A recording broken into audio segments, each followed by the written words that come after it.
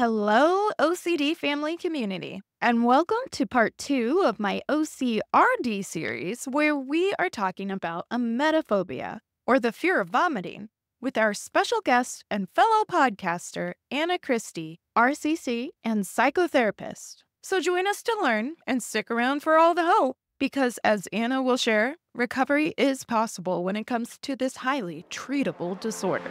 I'm Nicole Morris, licensed marriage and family therapist and mental health correspondent. And let me be the first to say, welcome to the family. The OCD family, that is. I am here to create a community of support for family members, spouses, partners, parents, adult children, as there may be adult words, and chosen family of OCD sufferers and their community. I've had over 22 years of experience in the mental health field, but please note that this information does not qualify or substitute as a diagnostic evaluation, therapy, or treatment, and it is presented on an as-is basis. Please follow up with a qualified mental health provider in your area regarding concerns for yourself or loved ones. Thank you for joining us today. Now, let's get started.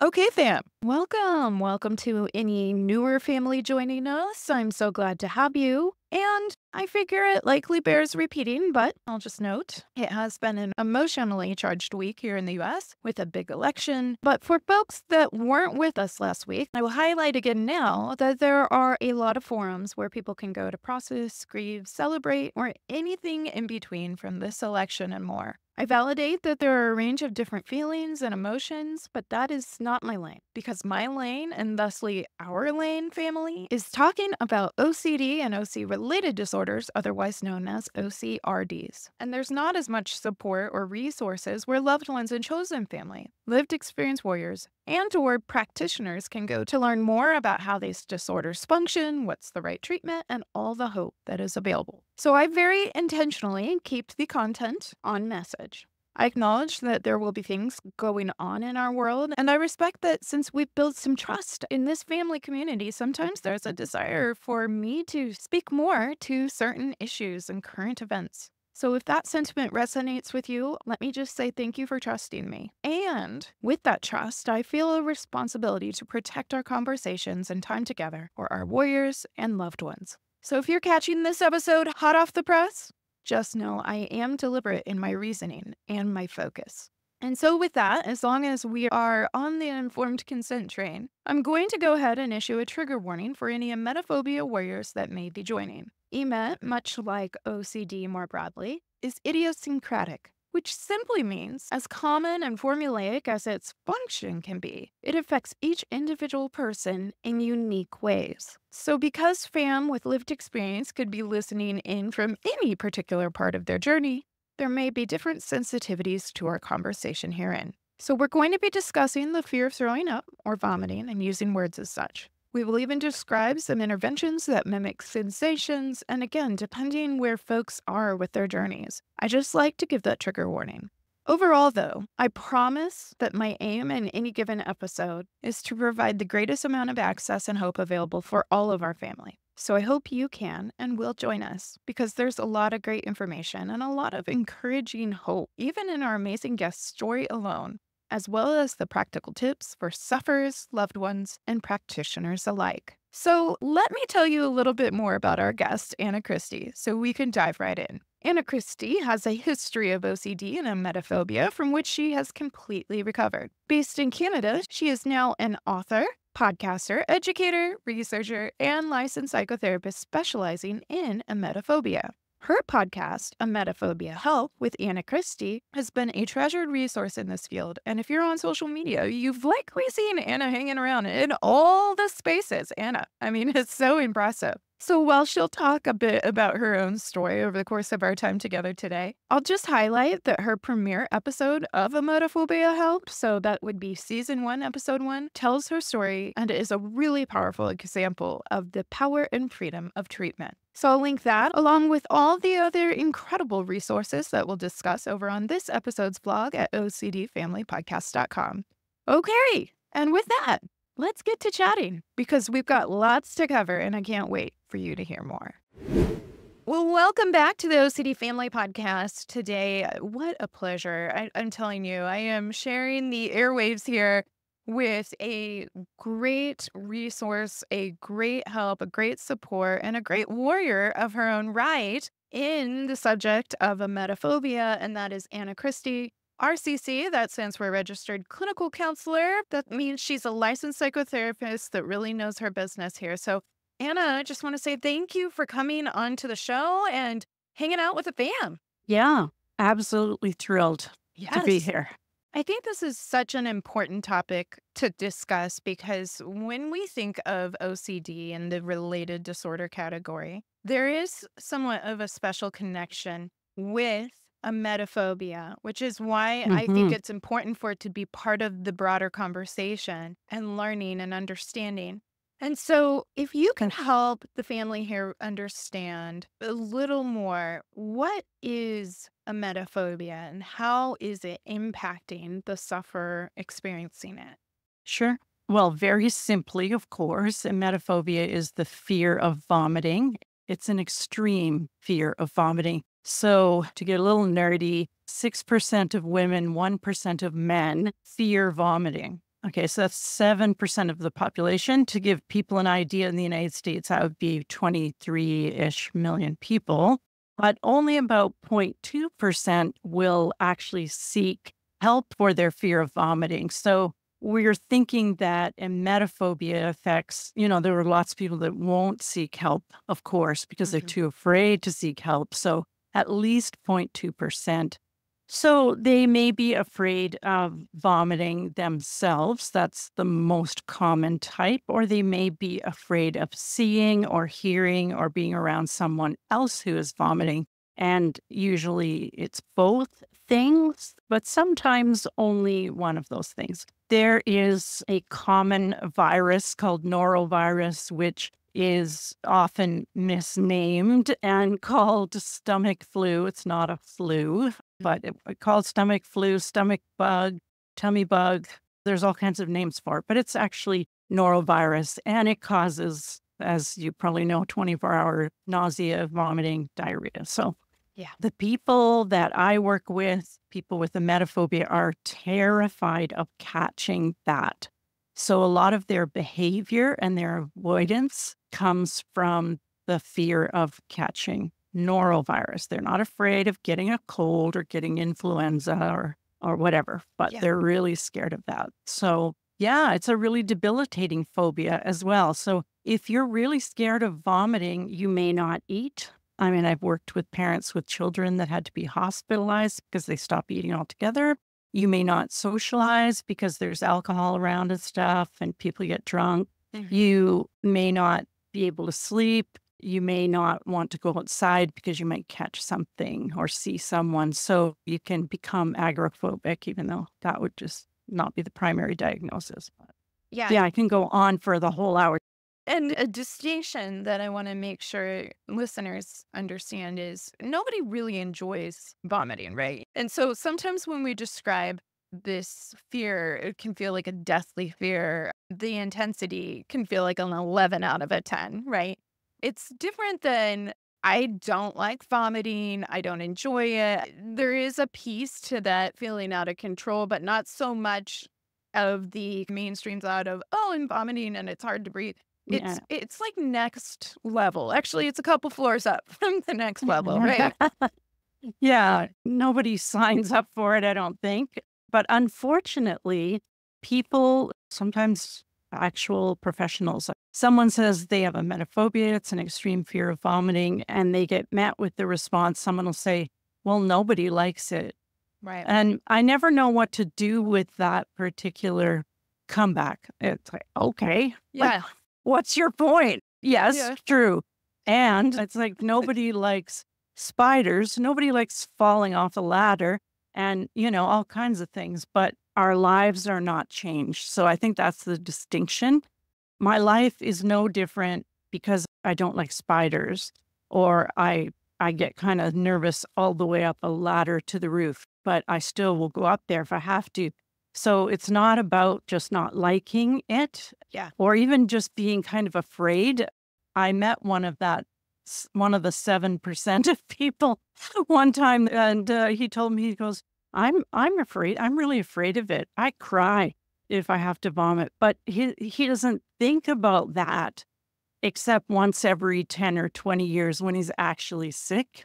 Yeah. Whereas people with emetophobia think about it every waking moment. Yeah. It's on their mind and it just consumes their lives and it stops them from enjoying life and even living life sometimes.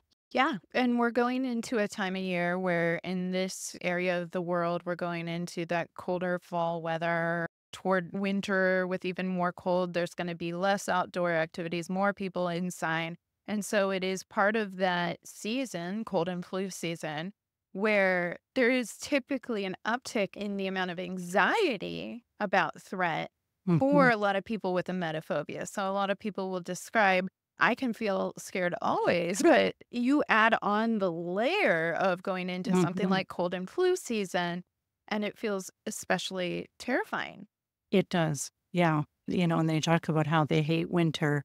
And I get many more requests for help around October. Just starts around October. And my inbox will fill up with people looking for help in one way or another because the winter, as soon as the kids are back at school, I look at Right. the kids. Right. Yeah. Kids, little germ Kids. magnets.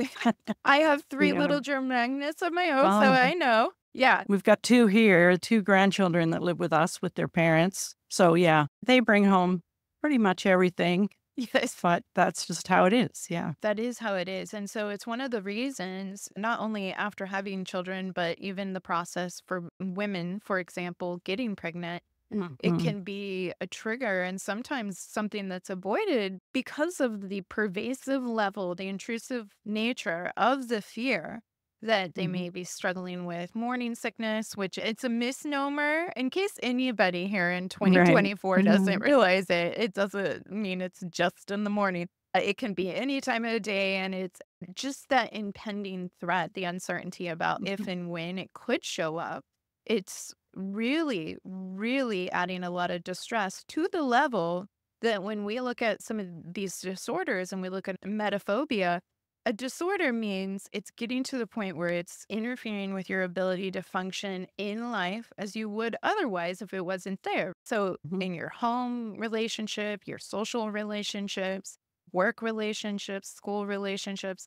So, it really is so much bigger than I don't like throwing up. Also, Right. and it's hard for family members to understand sometimes because for so many, and I'm going to guess yourself included, Anna, that you've thrown up before in your life. And a lot Yes. of people will say, you lived through it. It's not that big of a deal. Mhm. And again, nobody likes it. And it does feel like that very minimizing response. But it is the brain. And as we talk about in a lot of different areas, whether we're talking about OCD or any of these OCD related disorders, the brain is braining. So just because you survive something doesn't mean it's not Mhm. feeling like the utmost threat, dire, urgent, life Mhm. or death situation. For a lot of people, I'm thinking of a client even in particular, for a lot of people, it's that fear of, I might get that feeling that will never go away. Sometimes Right. it doesn't Yeah. even, go to a worst case scenario more than this distress, ick feeling I have. Like, I can't sit Mhm. here in this space. And so emetophobia is a real issue. As you said, it's a significant portion of the population. When you really look at it, yes, we have billions of people on the earth, but we're talking about millions of people that struggle with this. And so this is Mhm. such an important topic. Now, what we don't understand, which for a lot of these different mental health disorders, other than the fact that we have brains and brains experience different things, Mhm. what causes emetophobia? I know that it's not going to be like a satiating answer for you, fam, in terms of what causes it, because wouldn't we all love to know the exact reasons why? But what are some of the underlying contributors that we are learning likely have an impact to varying degrees? Sure. First of all, I think when you talk about is it nature or nurture, Mm. it's probably 50-50, like a lot of things. So, probably 50% of it is a genetic predisposition to having anxiety, which could be people in your family with depression, addiction, Mhm. not necessarily anxiety, but somewhere back there, there's, probably, or maybe you just describe your mom or your dad as a worrier. They're a Mhm. worrier. When in fact, on the inside, they're extremely anxious. So that's about half of it.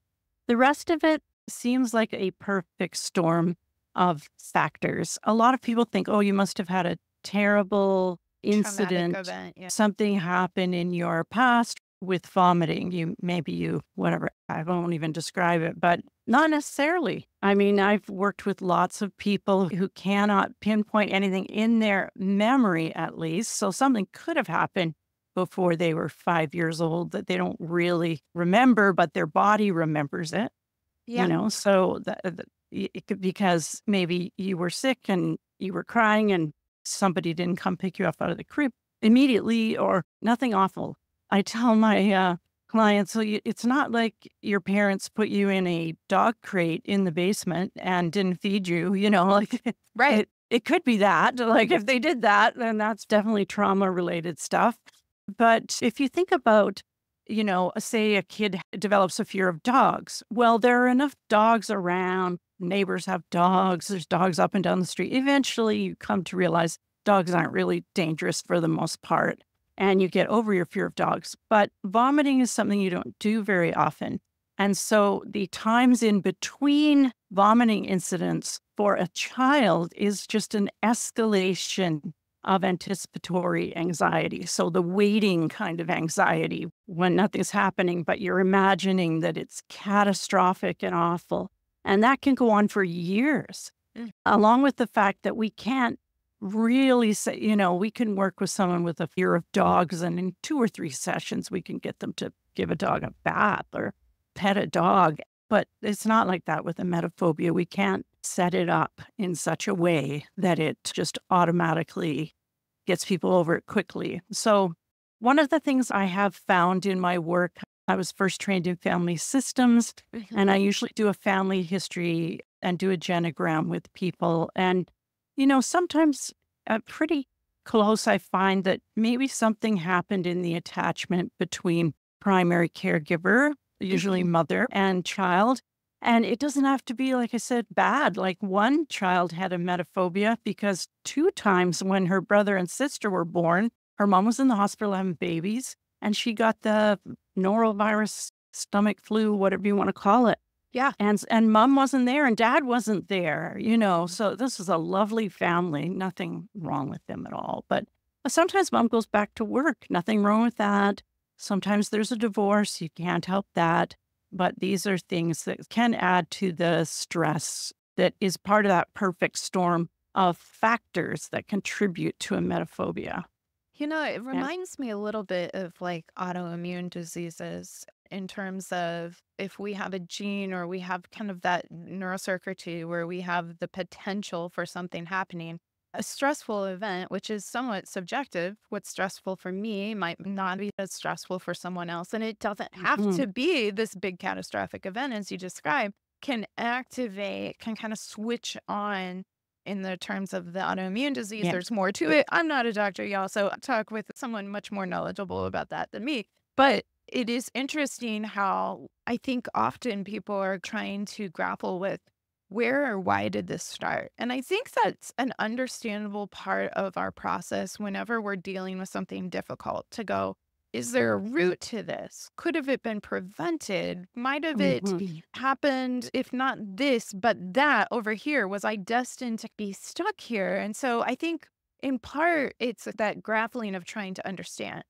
But also, what we're going to be talking about today is that there is actually a lot of hope, even if you're dealing with this intense fear that absolutely can impact your Yeah. functioning. There's so much hope available, and there are treatments available. There's so much we're going to cover during this time. So I'm so grateful that we can have this conversation. And in understanding emetophobia in terms of strategies, when to seek help, what would you say to somebody who may be listening or knowing somebody in their family that may be struggling with this? At what point do you determine, you know what, I need to try and find somebody to help me be able to manage through this? And again, Mhm. recognizing that's tough to do, especially this time of year when people are more likely to want to stay put, not engaged, not want to go to a doctor's office or a crowded Right. place. So what would you say to that?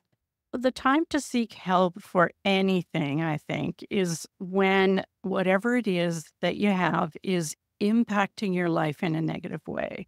So Mhm. if you want to get pregnant, but you can't because you're afraid of morning sickness, then you need help. If you can't eat, if you can't go and socialize with your friends, if you can't work, if you can't go out of the house, if it's impacting your relationship because you're always fighting with your partner about how clean or sanitized everything is that they touch, or they have to behave a certain way. You're starting to control other people, and especially your kids, but it can disrupt and break up relationships as well. So if it affects any of those areas, they used to be called axes, and they were like, imagine a wheel and spokes on a wheel, Yeah. little pizza pie slices, and there were different parts. There's work and play and relationships and all that stuff. So it can affect something on every axis. Every piece of the pizza can be affected.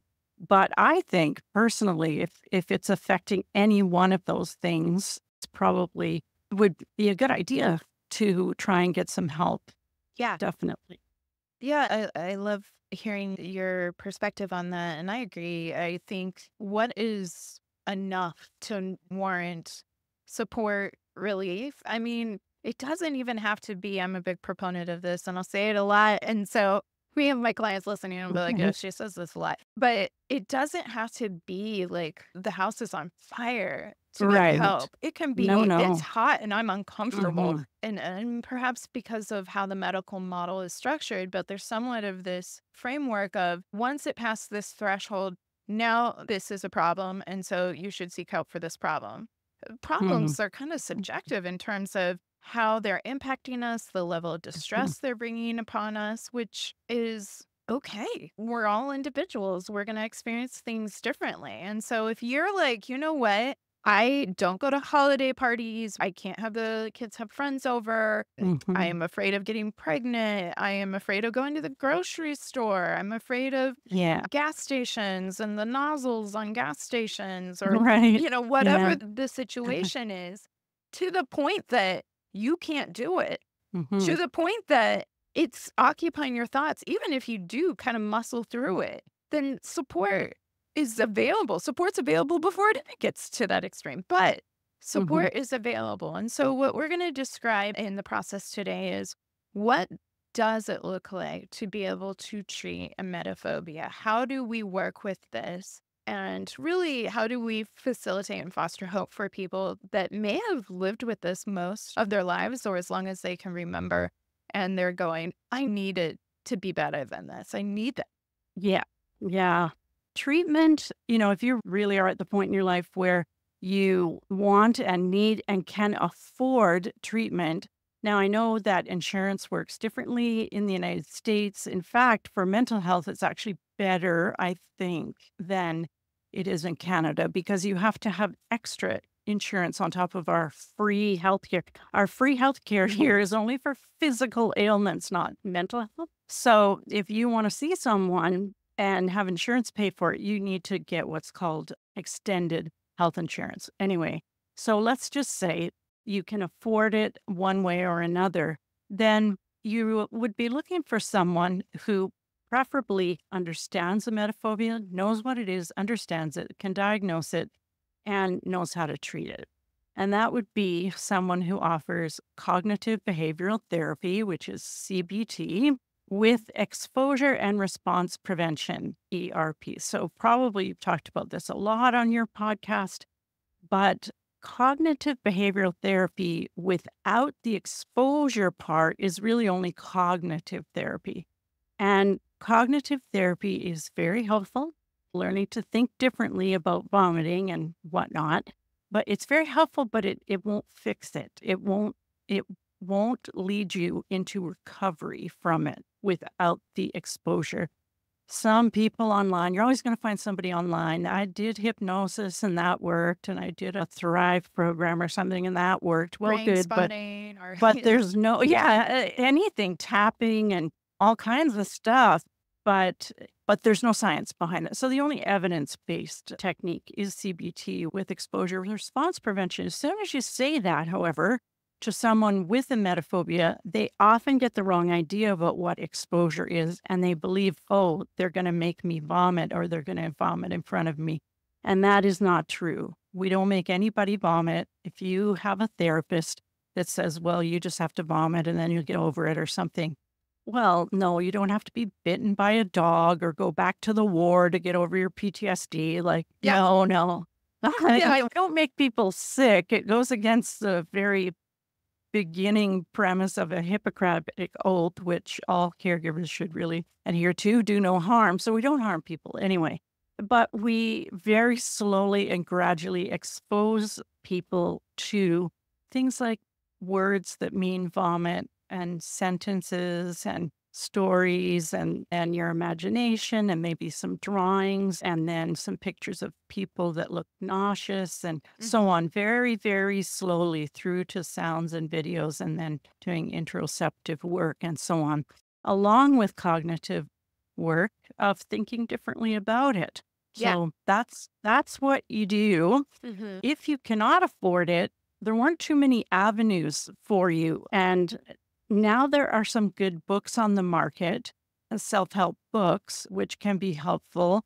It's hard to go through something as serious as this and get better just from a book. I'm sure it's true with OCD as well. There are lots of books on OCD. Right. There are only 2 or 3 for emetophobia. One of which being Anna's, y'all. Oh, no, yeah. Well, no, my book that's out is actually for clinicians. It's not even for people suffering with emetophobia. It's not a self-help. Right. I've actually got a contract to write a self-help book, but that won't be out for a couple of years. But so, yeah, there's one called the Emetophobia Manual. There's one called Free Yourself from Emetophobia by Doctors Veal and Keyes. Ken Goodman wrote the Emetophobia Manual. A lot of people like that. And there's one called Dara Lovett's, David Yusko, Gag Reflections. That's it. So those are the 3 that are out. Our book is for clinicians, how to treat it. People with emetophobia seem to like reading my book as well. So maybe, you can read it and then give it to your therapist or something. So. Yeah. But, for a lot of people, and we're going to talk about how core psychoeducation is to part of this treatment. And it's not to say it's impossible. I will say I came into the OCD field going, I need to learn OCD because I had a client that was presenting with, as I tongue-in-cheek joke, they were presenting with OCD symptoms that were so loud, even I couldn't miss them because I realized once I learned that I was like, oh, I've missed this a lot. And so it's not to say that your clinician can't learn along with you or lead the way and kind of dive in and learn. And I think a lot of us have a heart to. We meet a client, we see a situation that's painful, and we see a path, especially an evidence-based path towards hope and healing. And we're like, yeah, I want to be a part of that. But also, it's totally fair if you're like, I'm coming in to learn how to not feel so crippled by this. I don't have the time or the money or the interest to try and teach you for you to learn, right? And so you can pass on the book, and I think that's a great plan.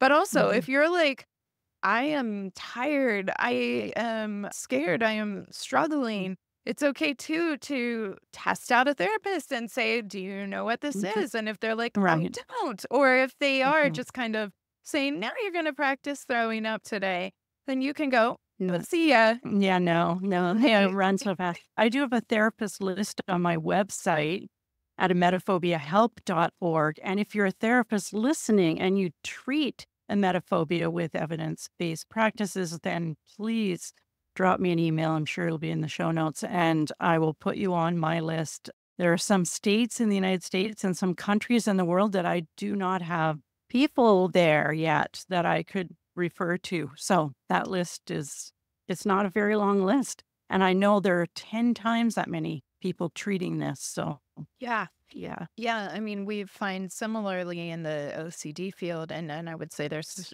definitely more OCD treatment specialists and emetophobia specialists.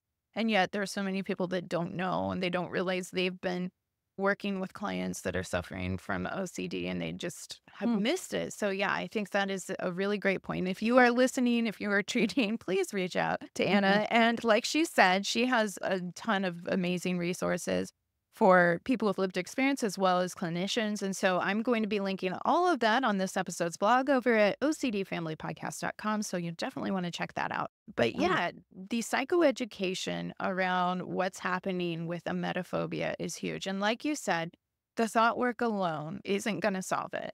But also, I like that you emphasize that also the exposure paired with some of the thought processes around this. And that is CBT, basic CBT. If you picture a triangle, it's that connection between the thoughts and the feelings and the behaviors. So we have to recognize that in that circuit, more or less, that doing something to one part can affect all parts, but all parts are included in that circuit. And so you're describing exposure.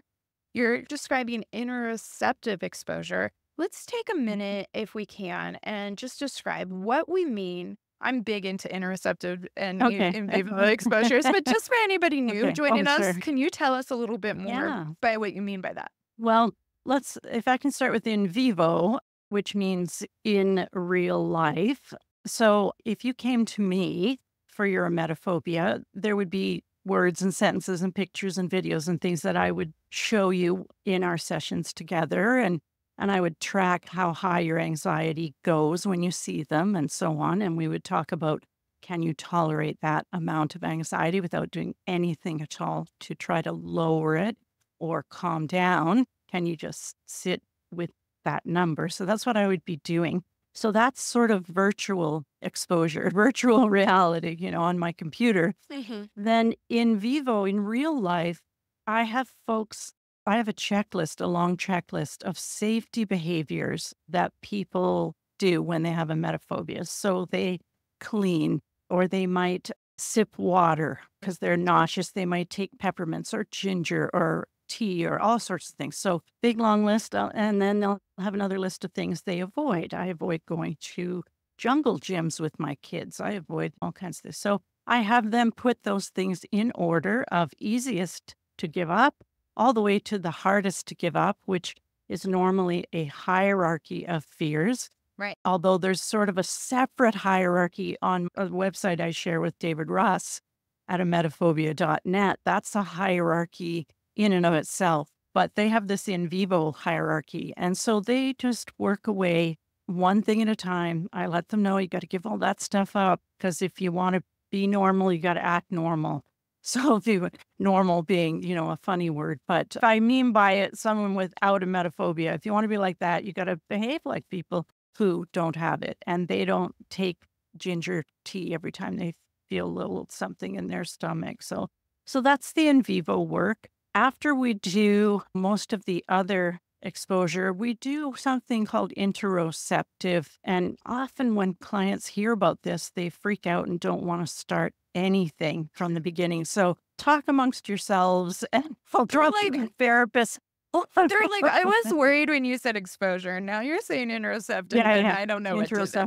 It's you got to look at it like you're down in a hole and you can't get out. There's light at the top, but there's a ladder. So you can go rung by rung. When you're at the bottom, the top looks impossible. But if you go rung by rung, it's not so bad. So interoceptive means doing things that actually make you feel nauseous, not purposely throwing up, because that's hard to do, actually. Right. And people with emetophobia are people who don't vomit very often. We don't even know how that's related.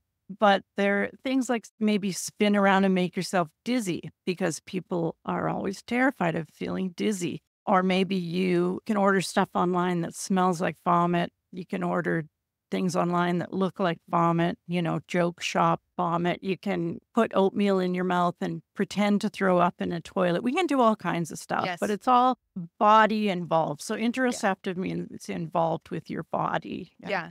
The level of people going, what? Why? Right. So let's explain some of the secret sauce when it comes to exposure and response prevention. Exposure therapy has long been one of the main evidence-based treatments for anxiety disorders. And that's because Yeah. we've learned, you described how sometimes this anxiety can be building for years or decades, and then a trigger can present itself. And all that anxiety, if you imagine a hill of anxiety climbing, what we've learned traditionally when treating anxiety disorders is if we get kind of rescued, if we do have that safety behavior come in and swoop in, what our Mhm. brain learns is not that the threat wasn't so bad or even a real threat. Sometimes it's just the sensation and there's actually Mhm. no threat. How many of us have ever felt nauseous or had any kind of GI distress outside of vomiting and we never vomited, right? Right. So Mhm. it's not a perfect, like, if I have some indigestion, if I have some mouth watering, this for sure means that I'm going to throw up.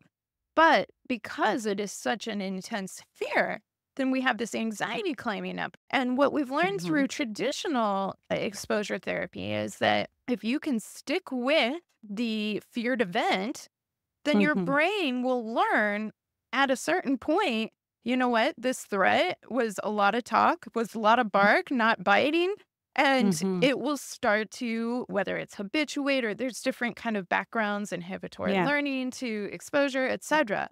When we talk about ERP, and we talk about this in the OCD world as well, so return fans gonna be like, yes, we know it. We know it. It's Mhm. exposure and response Mhm. prevention, literally preventing a response. So if you think my Right. response is usually the ginger tea and the mints and avoiding the grocery store, and then we wipe everything down with a Clorox wipe or some kind of Yeah. neutralizing agent.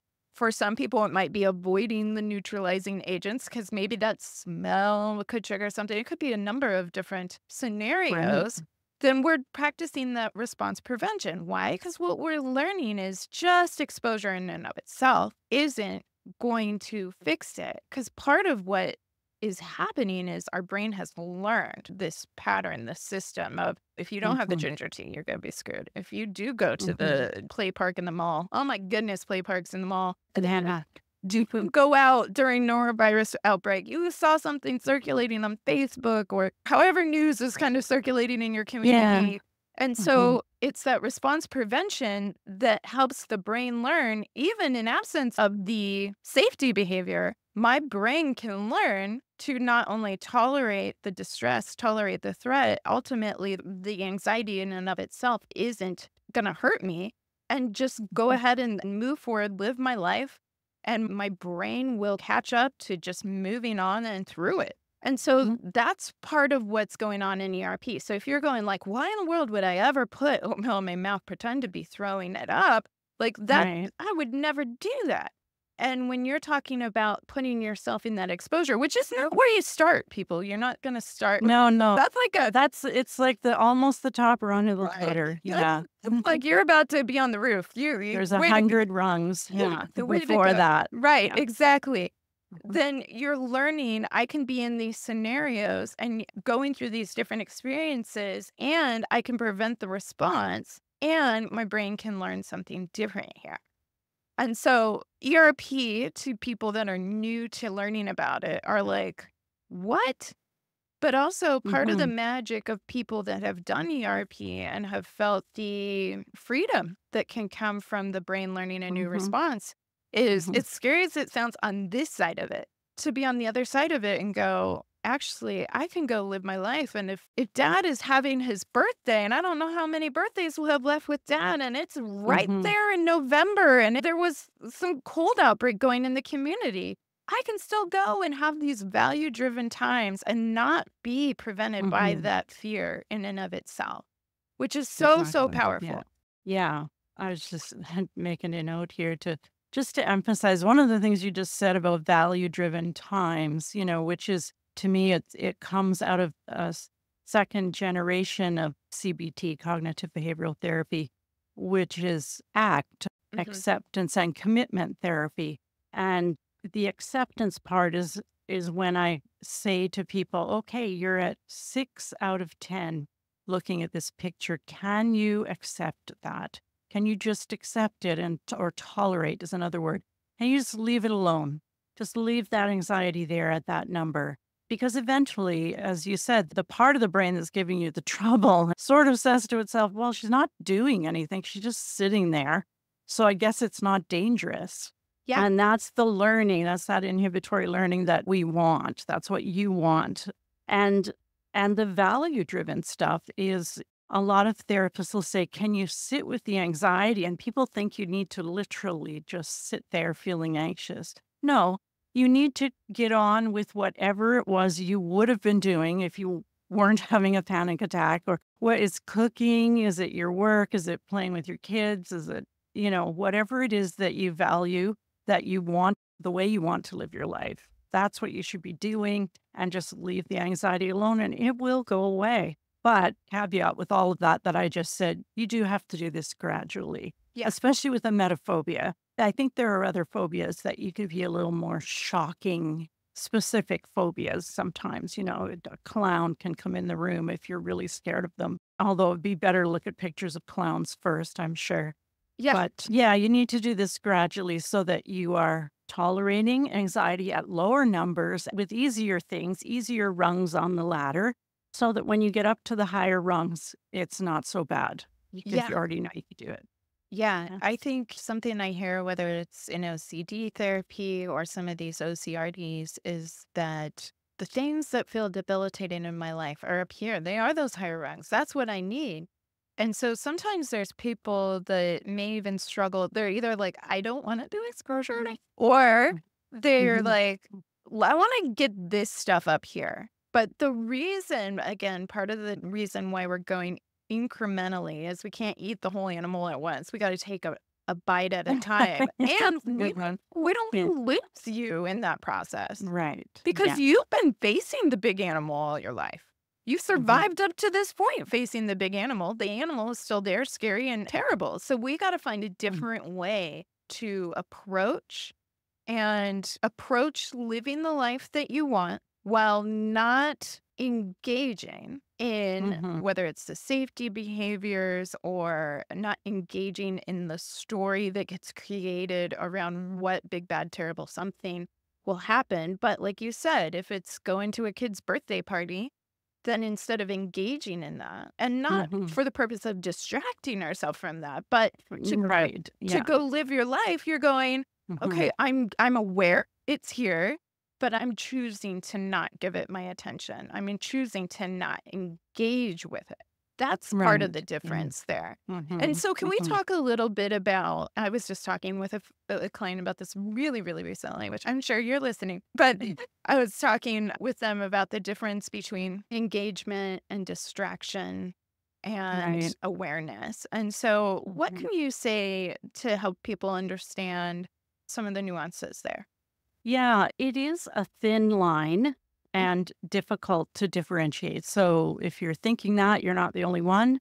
The way I describe it is I've had clients who would be maybe doing an exposure and then all of a sudden they grab their phone and they're like, I have to play a game, to distract myself. I have to do this thing. And you anxiously grab onto some distraction. I have to put my music on.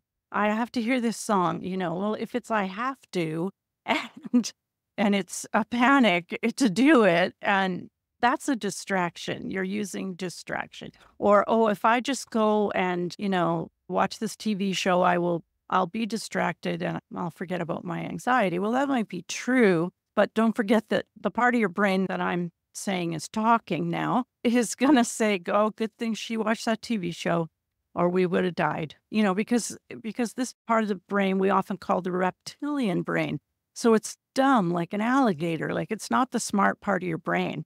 It's just very, very survival driven. So it's responsible for your survival. So it'll do anything to help you survive. And if it thinks that vomiting is going to kill you, then it's going to go to great lengths to convince you of that, when in fact, it's impossible to die from vomiting unless you are unconscious, completely unconscious and lying on your back. Then you can die. So what are the odds of that? Not zero if you have emetophobia. Right. Because you won't be unconscious for any reason. You won't be drunk or on drugs or whatever. Right. Which is the most common situation, I was going to say, with like ODing or something to that effect. And what most... Yeah, exactly. And most people with emetophobia ultimately hate that feeling of being out of control. And so a lot of people with emetophobia are going to be less likely to want to engage with substances where they feel altered in any way Right. because they don't Yeah. want to feel altered. It's Mhm. unpredictable. And when it's unpredictable, you might vomit, or you might get sick, you might get exposed to Mhm. something.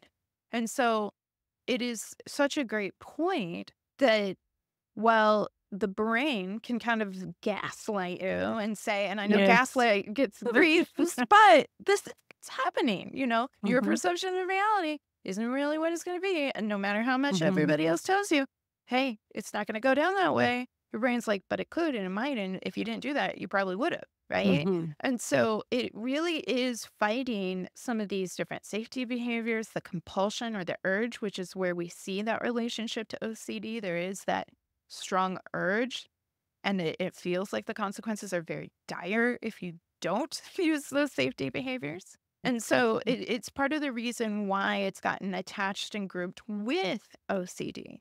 But you can have emetophobia and not have OCD.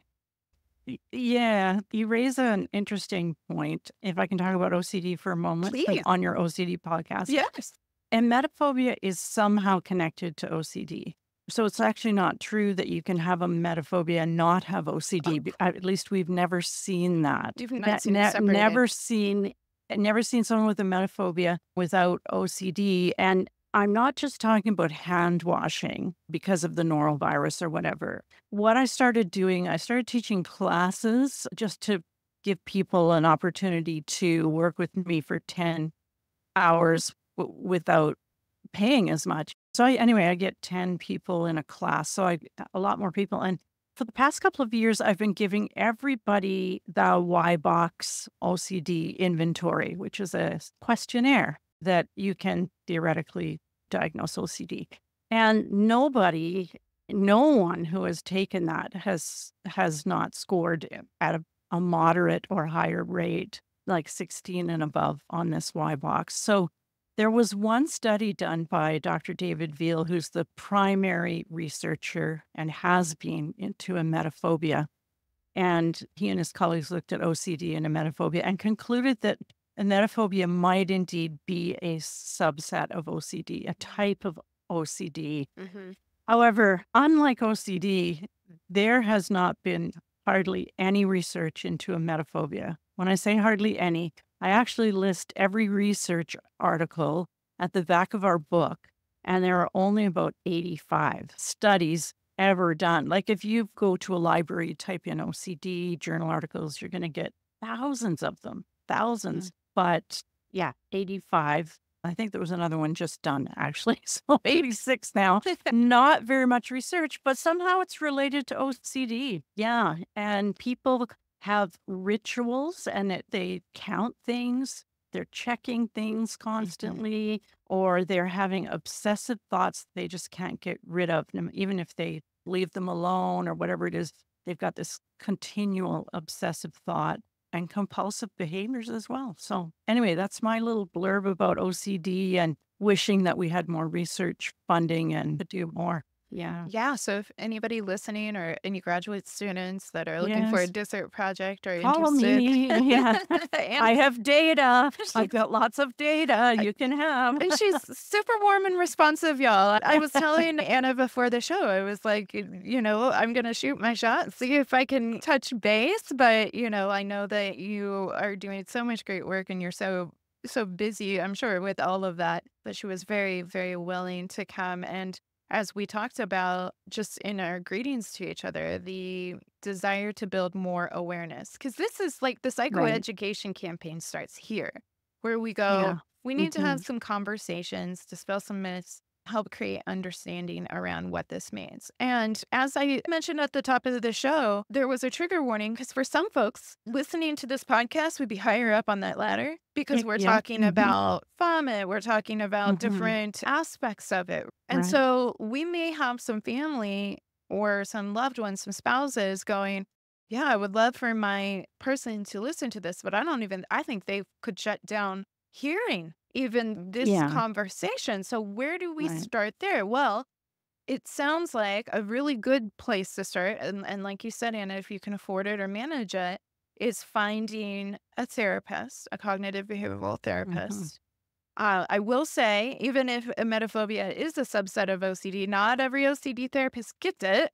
No, but if you're stuck, like in the sense that there's no one in your area, you want to see someone face to face, the best therapist to go to, if nobody's heard of emetophobia, the best therapist to go to is someone who knows how to treat OCD OCD. Yes. because they will treat it with ERP and you can talk with them a few times and they'll probably get it. Yeah. Easier than going to just randomly trying to find a therapist. Fair. Yes. Yeah. Yes. And I would agree with that as well, too. The nature of the beast on how this functions. And that's a big kind of buzzword for cognitive behavioral therapists, but particularly with OCD specialists, is you need Yeah. to look at that function. Another core piece to the ERP, too, is identifying what your core fear or fears are Right. underlying what's happening for you. And so Yeah. that's really too looking at that cognitive piece and going, okay, am I afraid of dying? Am I afraid of just always feeling this way? Am I afraid that I'm going Mhm. to lose control and not be able to regain it?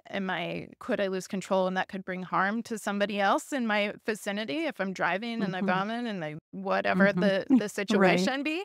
Yeah.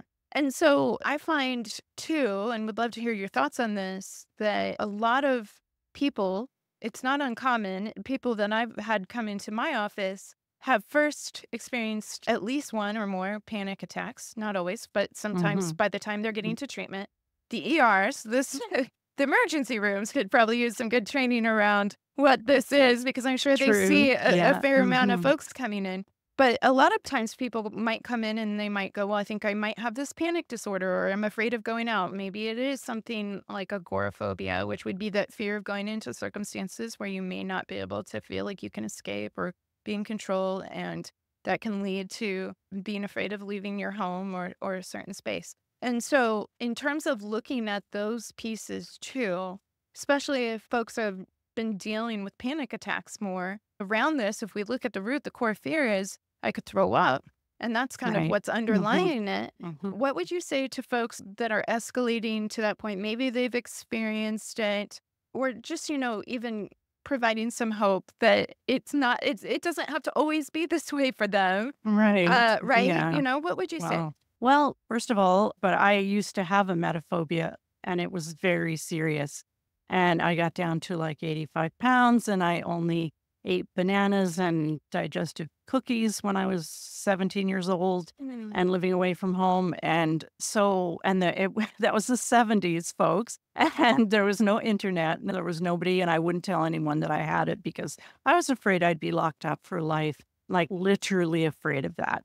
So as I clawed my way back into how I am now, which is not the least bit afraid of it, I can say to other people, I don't think you probably could have had it worse than I did. Like, I really haven't met anybody. I've met people with all kinds of different manifestations of this phobia, and no two are alike. Mhm. No one's exactly like me, but it is a highly treatable phobia, and people do recover from it and live normal lives all the time, all the time. And if you're looking online, Facebook groups or whatever, those are not the people that, God bless them all, they're there for support and whatnot. But when someone recovers from emetophobia with a good therapist and they go on to live their lives, they don't generally go back onto Facebook groups and hang out there with, I mean, I do because I'm always hanging out everywhere online. I'm everywhere online, people. I'm on Just TikTok. TikTok. I'm on I TikTok now, TikTok. so I'm everywhere. Yeah, but it's highly treatable. Yeah, Yeah. and lots of people recover. Yeah, it's such a great point. What I will say too is anybody that I've ever had the honor working with that has struggled with emetophobia, and of course, for return fam, you may remember my mother-in-law was on the show talking about her experience Mm. of emetophobia. It is such a struggle too, because these people are super attuned to their internal cueing. And this is Yes. part of why interoceptive exposure becomes an important part of the process because they're going Right. to scan without realizing they're scanning even for any Mhm. possible threat. And it becomes, for a lot of people, not even just about vomiting. Because what if I feel like I'm going to have diarrhea or I'm bloated, Mhm. that could be a signal that now is related to Mhm. this, could be related to this, could be related to that. And Yeah. so it's interesting because following the publishing of this podcast during our OCRD series, I'm having a conversation about anxiety sensitivity Mm. with another guest. And I see that show up not only in emetophobia, we see it in other areas of OCD, we see it in other disorders for sure. You can have it without being in a disorder. But the attention to our physiological cues, Mm. such a zoomed in look and such a zoomed in perspective would be challenging for anyone. And so a lot of people with lived experience, it's going to be this process again of not choosing to put a spotlight and focus on or scan for these different physiological symptoms that in the past have equated high threat level for Mhm. emetophobia. And again, it's part of the reason why that gradual exposure and response prevention is going to be such a key piece, but also looking at the cognitions that go with that, the story that gets created around that of what will happen, what will the meaning of this be if Yeah. I go to the Mhm. mall and my kid touched a wrapper on the floor or whatever the thing is. Right. Mhm. So it's Yeah. complex, but like you said, there is a lot of hope available. And so I am going to be linking. We have the metaphobiahelp.org, which is an Right. amazing resource. You guys check it out. Also, for therapists, for practitioners, you co-wrote a book for clinicians to understand how to do this Mhm. therapy. But in addition to that, you have emetophobia.net where you have resources and you have a couple different measures. You do have the Y box, which we are familiar with the Yale Brown Obsessive I'm Compulsive sure. Scale Yeah. here, but also there's some different measures that you recommend can be Yeah. useful. Yeah. Emetophobia.net is for therapists, for clinicians who want to treat emetophobia or understand it. It's completely free. You don't even have to put your email in. There's no ads on the site, nothing. And I built it together with my writing partner, Dr. David Russ, child psychologist. And so he's got a whole section for children and adolescents if you're treating, but a great section for kids. And then if you click adult, you'll get into my section with all my stuff. Yeah, that's excellent. So, in the last note, if family members are listening, or maybe themselves are going, maybe this is part of what's been happening for me. Some Mhm. people are going to be able to say clearly back to childhood. Some people might become first time parents and their kid picks up a flu at preschool and they're now feeling catapulted into this world of distress and fear. What would you say for family members in terms of good strategies for supporting their loved one that may or may not be ready? I realize these can be a lot of different variables that make a difference here, but may or may Mhm. not be ready for treatment. How can they be loving and supporting and not dismissive or invalidating of their metaphobic loved one's experience? Yeah, that's it. I'm sure is really, really difficult. My mother was lucky I hid it all from her, but most kids don't. I think that you want to be supportive. You want to give love and care and listening and compassion to your child or whoever your loved one is. However, you don't want to be an enabler. And often those lines get blurred. So if your teenage daughter tells you you have to empty the dishwasher like this and you have to wash your hands first, you have to pick up everything with a towel and like don't do that. If that's what you normally use, you can say to her, I love you, I care, I can get you some help, we can talk about that. But I'm not going to put gloves on to empty my dishwasher every day, and I'm not going to wash my hands 100 times like you do. And they will freak out and get angry and say you're the worst parent ever and slam doors and whatnot. But if you start enabling that person, it just goes nowhere good, you know? It just escalates and their phobia just continues and even gets worse. Yeah, an example of this that we've had, and I believe we shared here on the podcast, and my husband's been on a couple of times. So I think we've talked a little bit too about the dynamic within our family. But my mother in law is very afraid of getting vertigo. She had an experience of vertigo, it was very unpleasant. So anything that might even possibly could trigger vertigo is terrifying. And so she did not like fans being on because fans spin. And she felt like if Right. I see the Mhm. spinning, that could trigger a vertigo episode. And so we were sitting at a family get together and really in understanding this better, what does this look like in practice family? This would look like sitting in a room and it's hot because there's lots of it's family gathering, a lot of people in there. And so somebody turns on the fan and she says, no, we can't. And everybody would usually kind of just muscle through and be a little sweaty and be like, so that she would be more at ease. And it's not that we don't want her to be at ease. So I'll be clear on that. Right. You know, Yeah. we want to be loving to her. But emetophobia is hijacking and interceding that love by saying, if the fan's on, it's over. Right. And so a simple request, Nicole, switch seats with me. They have that fan on. I can't look at the fan. My response then is, I'm sorry, I can't move. I can't control her. I'm not going to pin her down and make sure she sits there. Right. But also, I don't have to get up and purposely move my spot to protect the idea that she isn't going to be able to sit there if the fan's on. Now, she still moved, but she just didn't move to my seat. And you might go, why? Why do that? That's just going to piss them off, or that might get them upset. And this is one of those areas where I think the other maybe advice that I would give to family members listening is being aware of your own anxiety and your own anxiety response. Like, I don't want to piss her off and I don't want to be the daughter-in-law at the event that is creating waves here.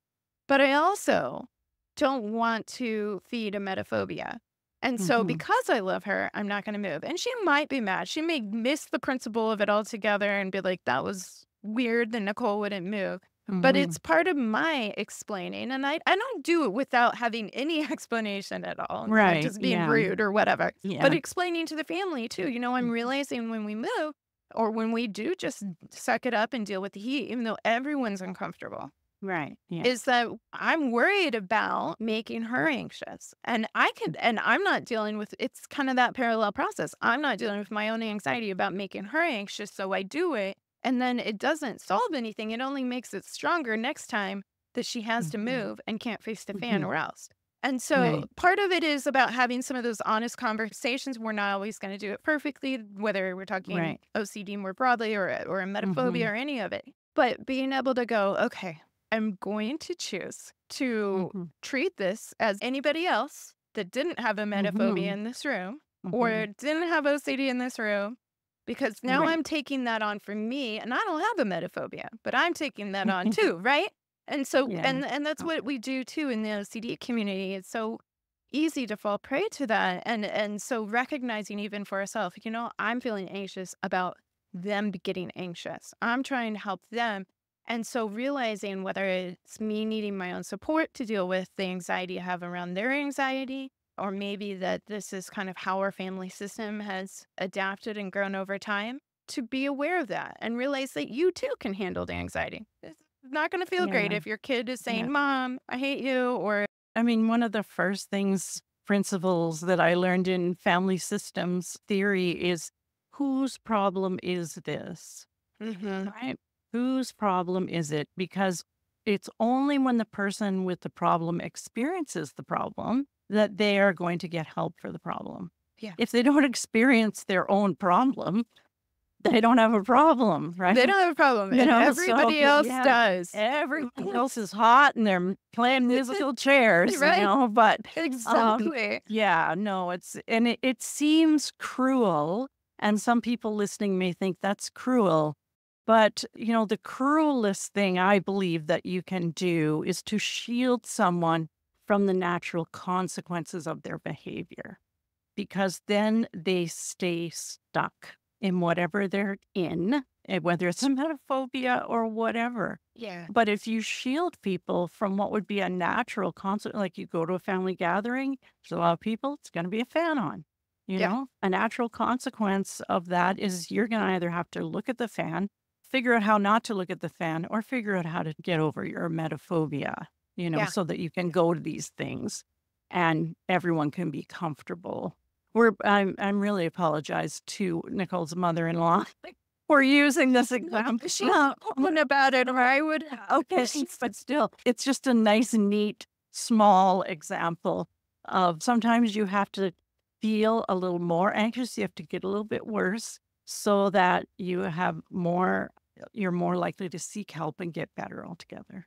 Yeah. Oh, And it's a challenge, but you can see how small folks' worlds can shrink. you're And like right. you were saying, Mhm. your diet had two things on it and you were Right. 85 pounds Yeah. soaking wet. Like it becomes really small. It can become these Mhm. bigger health concerns. And so really now you're able to engage in life, not from the limits and the rules that emetophobia sets, but from the values that you have. And it doesn't mean our Yeah. brains won't brain. So a metaphobia trigger, a fear can show up every now and then. Some can be louder, some can be less loud, but learning those tools, learning it's kind of like riding a bike, right? You learn how Yeah. to ride it and then you don't have to think through the mechanics once you get some good practice in. You're not forgetting Right. how, Yeah. but it is a lifestyle of every time I ride a bike, it's going to take this. It's going to Yeah. take this. Yeah. Yeah. Well, Anna, this has been fantastic. I want everybody Mhm. to be aware. And again, over on this episode's blog, I'm going to have all the links and resources that Anna has out there and available. But she also has her own podcast and talks about emetophobia, shares people's stories. They come on and explain what their journeys have been like. And I think it's really powerful in helping everyone know, especially with only 85 some odd published stories out Right. there, Yeah. that they're not Journals. alone. Yeah. Yes, Yeah. absolutely. So Definitely. thank you for everything you do. Thank you for coming and hanging out with the fam. And Yes. Great. yes, Yeah. I'll look forward to that self-help book in a couple years. All right. Thanks, Nicole. Intrusive thoughts. All right, family. How fantastic was that? We've covered Emet a few different times on the show, and I really value learning more about the function, the treatment, and resources available for emetophobia warriors. So another huge thanks to our guest, Anna Christie, who not only took time out of her very, very busy schedule to hang with the fam, but she has and continues to provide so many resources for practitioners and the lived experience community. And her generosity and open source sharing of so many resources has had such a profound impact in the field. So thanks again, Anna. It was a pleasure to have this conversation with you, and I look forward to integrating more of your resources into treatment. Also, another thank you to my mother-in-law, who has shared so much of herself with this community in the past on the topics of emetophobia and OCD more broadly. Love you, Mom, and I'm grateful for your vulnerability and continued willingness to share, that it might bring hope to others. And with that, we are in our Intrusive Thoughts segment, which for newer fam joining is the application segment of my show. It is that time where we try to distill some concrete takeaways from what we discussed that can be put into practice today. And I want to take it back to the question and or example of this. Is there something that you're not doing that you would do otherwise because of blank? Now, because this episode is an Emet episode, a great choice to fill in that blank would be emetophobia. But for family listening, going, that's not my issue, but maybe anxiety is, like maybe my anxiety that not cleaning a certain way or going to someone's house for the holidays may trigger my loved one so much that I just agree to do it their way and to stay home or not go out at all. So I want you to think about this. If your loved one didn't have emetophobia, how would you respond? If you didn't have anxiety about their reaction, how would you respond? Maybe even sub if this were my coworker making the request and not my spouse or my daughter or my bestie. Would you react in the same way or would you handle the situation differently? Fam, there are no wrong answers to these questions. And there's no need for shame or blame to enter the chat either, because I know they try. This is merely an exercise to illuminate whether this is a dynamic that has sneaked its way into your relationships. Because get this, fam, if it has, I just want you to know it can get better. There is help and there is hope. Knowing is half the battle. But family, something I can guarantee, is that you're not alone. So let's all practice illuminating. Seeing if there's something that, you know what, I would respond differently. Let's notice and let's remember that we're better together. Thank you for joining me and our OCD family community. If you enjoyed what you heard today, please like and subscribe to the OCD Family Podcast wherever you enjoy your podcasts. Did you find this content helpful? Please consider leaving a review. The more people that know they're not alone, the better. For more information regarding today's podcast, please visit OCDFamilyPodcast.com and remember to join the email list while you're there. It will provide you with the most up-to-date information, resources, and the down low on the family chatter. Oh yeah, nothing says family like talking about Emet with Anna Christie. Bet. That's right, I went there. And you can too at OCDFamilyPodcast.com.